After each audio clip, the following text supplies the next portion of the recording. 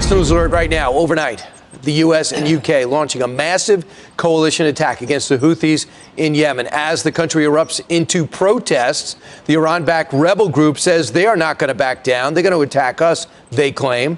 This call comes as Secretary of Defense Lloyd Austin still in the hospital. The Pentagon confirming Austin and Biden have spoken just twice over the last 2 days. Let's bring in the ranking member of the Senate Armed Services Committee and Air Force veteran himself, fresh off a visit to Saudi Arabia and the region. Senator Lindsey Graham, welcome. Thank you. From what you could tell, can you tell people at home the significance of this attack? Was it a strong one?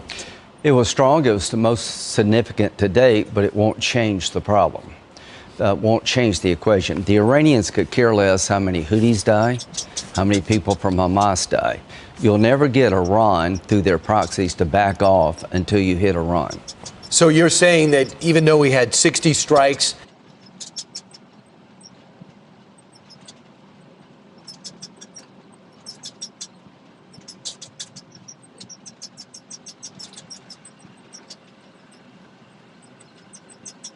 at locations that are pretty significant, you don't think we've changed anything? No, I don't. Unless you hit Iran. Now, what did Trump do? He killed Soleimani, the head of the Iran Revolutionary Guard, with a lot of American blood on his hand. When he killed that guy in Iraq, Iran went back in a box. He put sanctions on Iran. He made the Houthis a state sponsor of terrorism on the terrorist watch list. Biden reversed all these policies at the border in the Mideast, and you'll never get stability back in the Mideast until you tell Iran, we're going to hit you if you keep using these people against us. In the meanwhile, we need to use the Red Sea. Have we done anything to diminish their capabilities to hit our ships? Well, we have ships, military ships in the Red Sea. But people in the shipping business are very afraid to go back to the Red Sea because we haven't destroyed the Houthis' capability to terrorize the Red Sea. But this was a significant strike to those who participated in it. You're brave people. Thank you very much. But to the Biden administration, when will you realize that nothing's going to change until you tell the Ayatollah, if you keep hitting us, keep going after Israel, we're coming after you. I'm not talking about invading Iran. They're a oil-rich nation. Knock out some of the refineries. Right, and you give them a heads up, you blow it up, and then you send the message.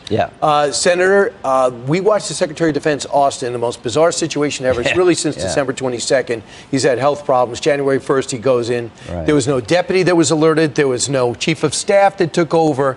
How do you explain this? System failure. It's irresponsible. I'm glad he's doing better. I want him to recover. But, you know, Mayorkas and Austin have failed this nation. Our border is complete chaos.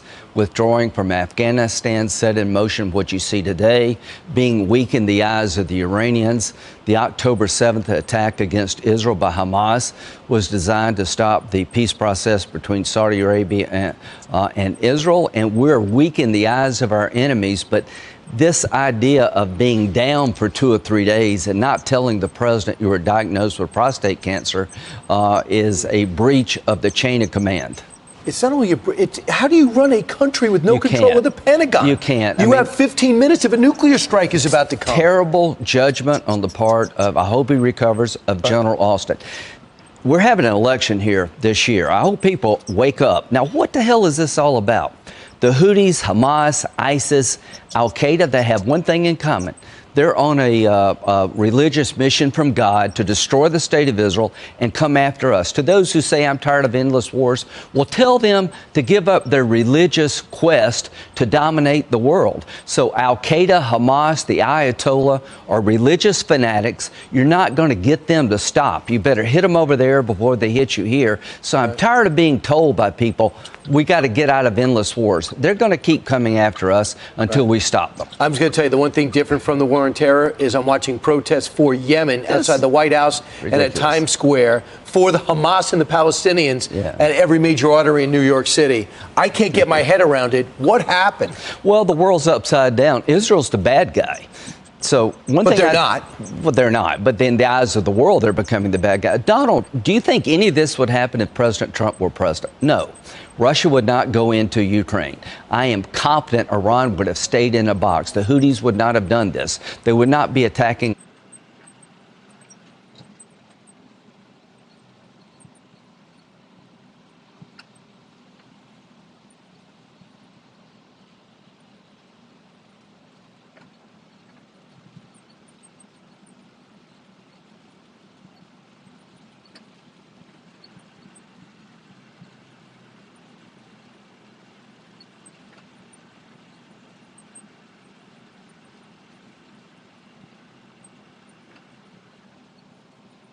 our shipping. So the one thing I hope people will think about, we got a lot of good candidates in the Republican primary.